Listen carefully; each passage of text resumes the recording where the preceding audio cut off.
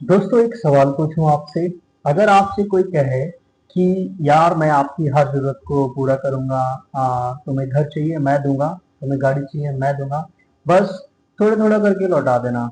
आप सोचेंगे यार ये तो बहुत ही हेल्पफुल है। लेकिन क्या हो अगर उसका असली मकसद सिर्फ अपना फायदा देखना हो, ना कि आपका फायदा। जो आपकी मजबूरी को जानता है, आपकी आर्थिक स्थिति को जानता है, आपके सपनों को जानता है, और उन्हीं सपनों की आड़ में आपको ज़्यादा से ज़्यादा लोन देना चाहता है। ये कोई काल्पनिक कहानी नहीं है, ये है किसी भी बैंक का असली बिजनेस मॉडल। आप सबसे पहले ये तो समझ लीजिए कि बैंक कोई समाज जो भी बैंक है वो कोई समाज सेवी नहीं है। वो ये एक बिजनेस मॉडल ही है। वो आपको पैसे देंगे, उनको भी प्रॉफिट चाहिए, है ना। तो आज मैं आपको वो सीक्रेट बताऊंगा जो फाइनेंशियल बुक में नहीं लिखा हो, फाइनेंशियल बुक में लिखा हो कि नहीं लिखा हो, जो हर एक इन्वेस्टर जानता है, जो भी एक्सपीरियंस इन्वेस्टर है या फिर कोई जो बड़ा इन्वेस्टर है, लेकिन आम आदमी तक कभी नहीं पहुंच पाता। वीडियो को शेयर करो, लेकिन ये जानकारी, क्योंकि ये जानकारी आपकी जिंदगी बदल सकती है। चलिए शुरू करते हैं। बैंक, सबसे पहले आपके लिए एक समझना जरूरी है कि बैंक का असली बिजनेस क्या होता है। बैंक एक दुकान है जो, और आप उसके एक और एक आप उसके लिए एक प्रोडक्ट हैं। पहले एक बात साफ कर लेते हैं, बैंक कोई सरकारी सेवा नहीं है। बैंक एक बिजनेस है, और हर बिजनेस की तरह उनका भी एक गोल है ज्यादा से ज्यादा प्रॉफिट कमाना। अब सवाल ये है कि बैंक का प्रॉफिट कहाँ से आता है ना। आपसे आपसे ही आता है, ऑब्वियस सी बात है, लेकिन कैसे आता है चलिए समझते हैं। बैंक का बिजनेस मॉडल, आप सेविंग अकाउंट में 1 लाख रुपए रखते हैं, बैंक आपको देता है 3% का इंटरेस्ट, और साल में जैसे कि 3% का इंटरेस्ट, मतलब 3,000 साल में, है ना, 3,000 रुपए देगा। और वहीं अगर आप 1 लाख रुपए बैंक से किसी भी तरह से लोन में लेते हैं तो वो आपसे 8.5% का इंटरेस्ट लेता है ना। तो इस हिसाब से बनता है 8,500। बैंक का प्रॉफिट आप खुद ही देख सकते हैं कि बैंक आपके पैसे पे आपको इंटरेस्ट दे रहा है 3%, लेकिन जब बैंक आपको पैसा देता है तो उसी सेम अमाउंट के पैसे पे बैंक आपसे 8.5-9% का इंटरेस्ट लेता है ना। तो यही सीधे सीधे कहाँ 3%, कहाँ पे 8.5%, आपको 4, 4.5, 4 से 5% का डिफरेंस तो आपको यहीं से देखने को मिल गया, है ना। यही 4 से 5% का जो रेशियो है, जो डिफरेंस है, यही बैंक आपको मतलब बैंक का प्रॉफिट हो जाता है। यानी आपका पैसा बैंक इस्तेमाल कर रहा है, उससे और पैसे कमा रहा है, और आपको दे रहा है सिर्फ 3%। इन्फ्लेशन रेट भी कितना है हमारे यहाँ, 5 से 6%। यानी आपका सेविंग अकाउंट में रखा पैसा हर साल घट रहा है, ना कि बढ़ रहा है। ये बैंक का होता है सबसे पहला जाल। चलिए, जो गणित स्कूल में नहीं पढ़ाया गया और हर एक बड़ा इन्वेस्टर जानता है ना, कंपाउंड इंटरेस्ट दुनिया का सबसे बड़ा जादू है। जो इसे समझता है वही वो कमाता है, वो अच्छे पैसे कमाता है। और जो नहीं जानता है वो जिंदगी भर लोन ही भरता रहता है। बैंक से बैंक ये बात जानता है, इसलिए वो कंपाउंड इंटरेस्ट को आंख के खिलाफ इस्तेमाल करता है। एग्जाम्पल के लिए समझते हैं क्रेडिट कार्ड का कंपाउंड जाल कैसे होता है। मान लो आप क्रेडिट कार्ड पर 50,000 आउटस्टैंडिंग है ना। 50,000 की आप खर्च कर सकते हैं। आपने सोचा मिनिमम ड्यू भर देते हैं। मान लो आपका मिनिमम ड्यू 2,500 का है। बैंक का इंटरेस्ट रेट हो गया 36 से 42% सालाना। अब देखो क्या होता है। एक महीने का आउटस्टैंडिंग है आपका 50,000, इंटरेस्ट हो गया 1,500, न्यू टोटल हो गया 49,000। मंथ 6 में हो गया 46,500, अभी भी लगभग वही है। मंथ 2 में 43,000, पूरा साल भरा फिर भी 43,000 बाकी है। अब मंथ 24 में 35,000, 2 साल में सिर्फ 15,000 घटा।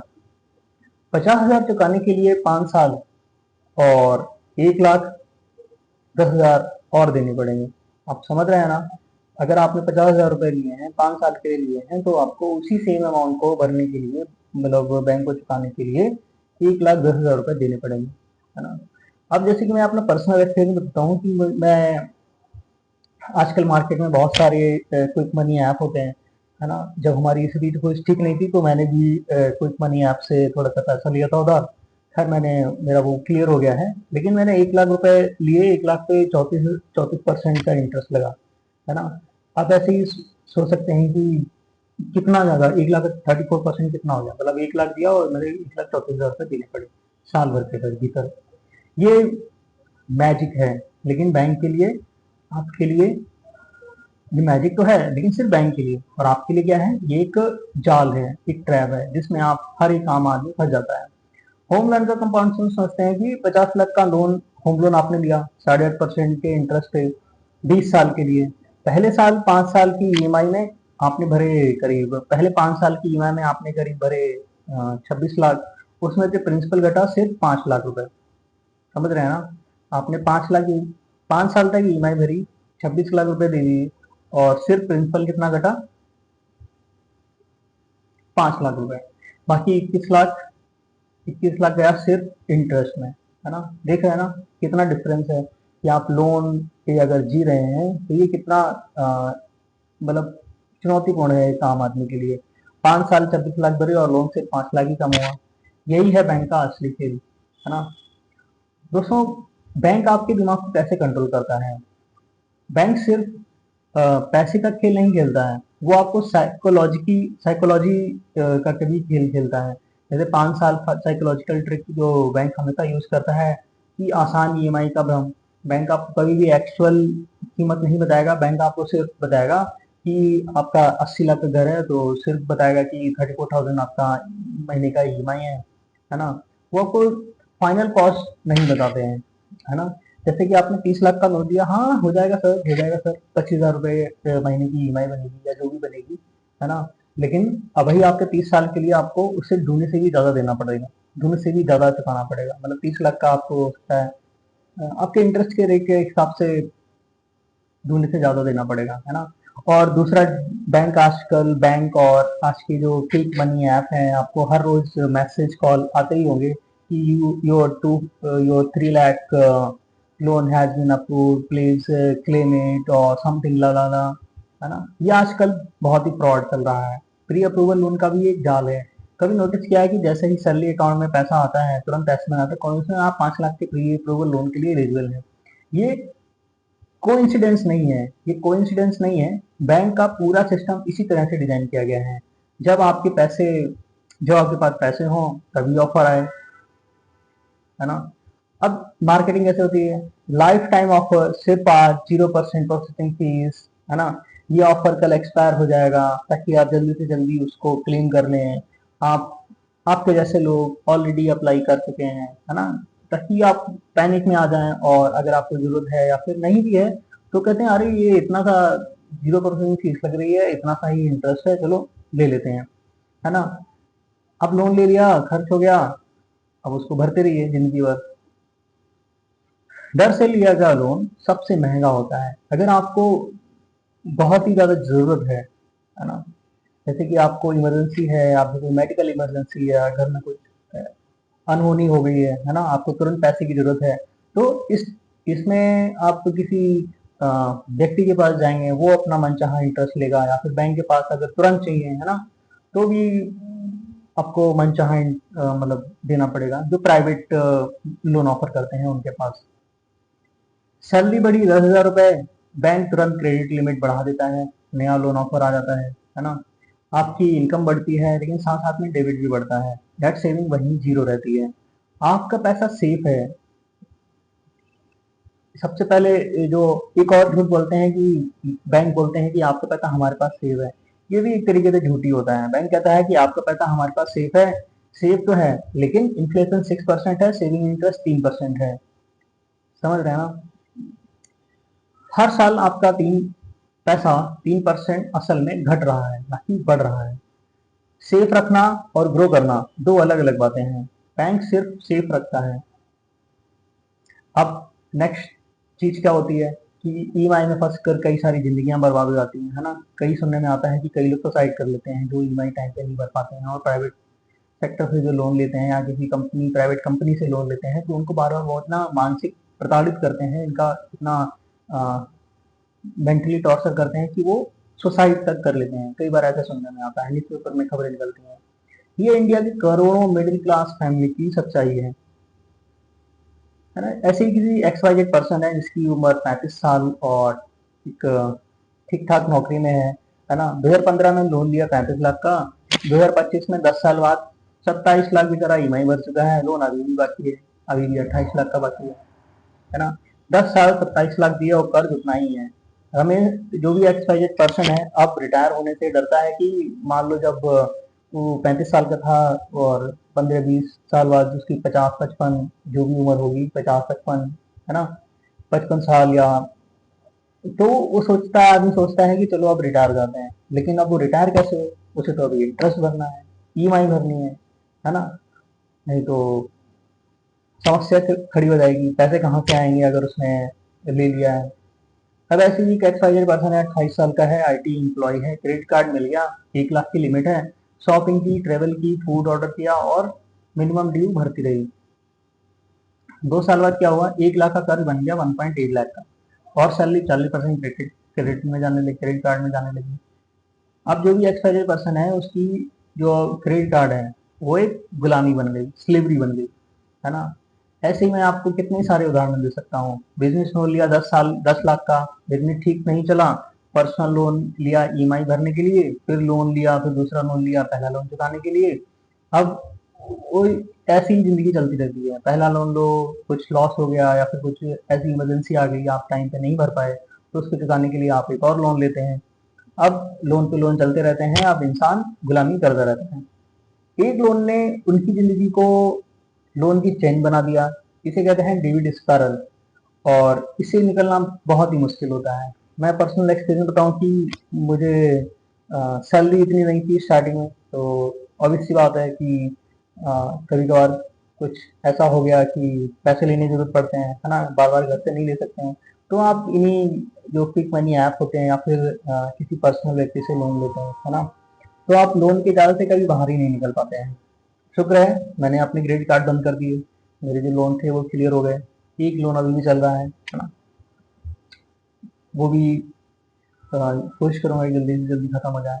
लेकिन ज्यादातर जो मिडिल क्लास आदमी व्यक्ति होते हैं, मिडिल क्लास जो फैमिली होती है, मिडिल क्लास जो लोग होते हैं, उनमें जानकारी की बहुत कमी होती है। वो जानकारी हमें बचपन से कोई नहीं देता, है ना। जो हमारे माँ बाप थे उनको भी इतना ज़्यादा इसके बारे में, मिडिल क्लास में ज़्यादा नॉलेज नहीं होती है ना, वो भी क्योंकि नौकरी पेशे वाले आदमी होते हैं, तो लोन वोन ये सब के चक्कर में नहीं रहते हैं।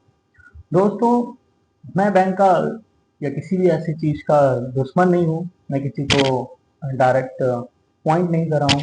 मैं बस जो आजकल जो इस समाज में हमारे आसपास इन्वायरमेंट में हो रहा है, मैं बस उसको ही फैक्ट एज ए फैक्ट रखने की कोशिश कर रहा हूँ।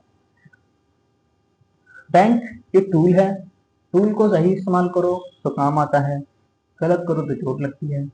4 रूल जो आपको बैंक से हमेशा आगे रखेगा। रूल 1, सेविंग अकाउंट में पैसा मत डालिए। 3% इंटरेस्ट इन्फ्लेशन को नहीं डेबिट करता है। सेविंग अकाउंट सिर्फ इमरजेंसी फंड के लिए है, 3 से 6 महीने का खर्च, बाकी पैसा SIP, FD और इंडेक्स फंड में लगाइए। मैं भी SIP करता हूँ, है ना। क्रेडिट कार्ड मास्टर बनो, स्लेव नहीं। क्रेडिट कार्ड बुरा नहीं है, अगर आप फुल पेमेंट करो हर महीने तो आपको रिवॉर्ड, कैशबैक, इंश्योरेंस सब फायदा उठाएगा। लेकिन जब आप मिनिमम ड्यू भरते हैं तो आपको सबसे महंगा पड़ता है ना। जैसे आपको लगता है कि मैं महीने में, आपको 1 लाख की क्रेडिट लिमिट है ना, आपने, आपको लगता है कि मैं 50,000 तक एक साथ सैलरी आएगी, सैलरी आने पे आप 50,000 या 40,000 या 80,000, जो भी आपको ठीक लगता है नंबर, अगर आप उतना एक साथ भर सकते हैं तो आपके लिए ठीक है, क्योंकि एक साथ भरने पे आपको रिवॉर्ड भी मिलेंगे, है ना, आपको कैशबैक भी मिलेगा। तो ये तो थोड़ा सा समझदारी वाला काम होता है। लेकिन ये ट्रैप तब बन जाता है, ये मुश्किल हमारे लिए तब बन जाती है जब हम 1 लाख का लिमिट था, 1 लाख खर्च कर लिए, अब उसको भरने के लिए हम महीने का अ, उसका EMI बना देते हैं, मिनिमम ड्यू कर देते हैं, या 2,000, 5,000, 6,000, 10,000, जो भी करेंगे आप EMI में कन्वर्ट करेंगे तो आपको इंटरेस्ट बैंक को उल्टा देना पड़ेगा, है ना। लोन से पहले टोटल कॉस्ट कैलकुलेट जरूर करें, EMI नहीं देखें, टोटल अमाउंट देखें। 30 लाख का लोन टोटल में कितना आपको देना पड़ेगा, है ना, आप कैलकुलेट करो। अगर टोटल अमाउंट आपको सॉल्व करे तो लोन कभी मत लो। बैंक के साथ नेगोशिएट करो। बहुत कम लोग जानते हैं कि home loan interest rate negotiate होती है, प्रोसेसिंग फी माफ होती है। बैंक को कंपटीशन का डर दिखाओ, है ना, वो खुद रेट कम कर लेते हैं। लेकिन ऐसा सुनने में अच्छा लगता है, लेकिन जब सामने आपके होता है तो बहुत ही मुश्किल होता है। लोन बैलेंस ट्रांसफर आपका सीक्रेट वेपन है। अगर आपका होम लोन 8.5% पर है और दूसरा बैंक 7.5% ऑफर कर रहा है, तो बैलेंस ट्रांसफर करो आज ही। 40 लाख का लोन, 1% की बचत, 3 से 4 लाख की बचत पूरे टर्नओवर में। बैंक आपको ये नहीं बताएंगे, है ना, आपको खुद करना होगा। अब फैसला आपका है दोस्तों। आज आपने जाना कि बैंक की असली बिजनेस मॉडल के बारे में, कंपाउंड इंटरेस्ट का वो गणित जो कई बार आपके खिलाफ काम करता है ना, वो साइकोलॉजिकल ट्रिक जो आपको लोन लेने के लिए मजबूर करती है, और वो 4 रूल जो आपको बैंक से हमेशा स्मार्ट रखेंगे। बैंक आपका दुश्मन नहीं है, लेकिन वो आपका दोस्त भी नहीं है। वो एक बिजनेस मॉडल है ना। वो आपका फायदा ज्यादा से ज्यादा उठाना चाहेंगे, और आप उस बिजनेस को समझते हो तो ये ठीक है। तो अब एक काम करते हैं, अपना सेविंग अकाउंट खोलो, देखो कि कितना इंटरेस्ट मिल रहा है, कैलकुलेट करो इन्फ्लेशन के बाद एक्चुअली कितना बचत अ, कितना बच रहा है आपको, है ना। जो नंबर देखोगे तो आपको खुद ही समझ में आ जाएगा, है ना, आप स्मार्ट बनेंगे। अगर ये वीडियो आपको हेल्पफुल लगी हो तो लाइक करो, उस दोस्त के साथ शेयर करो जो अभी भी बैंक को दोस्त समझता है। नमस्ते, जय हिंद दोस्तों।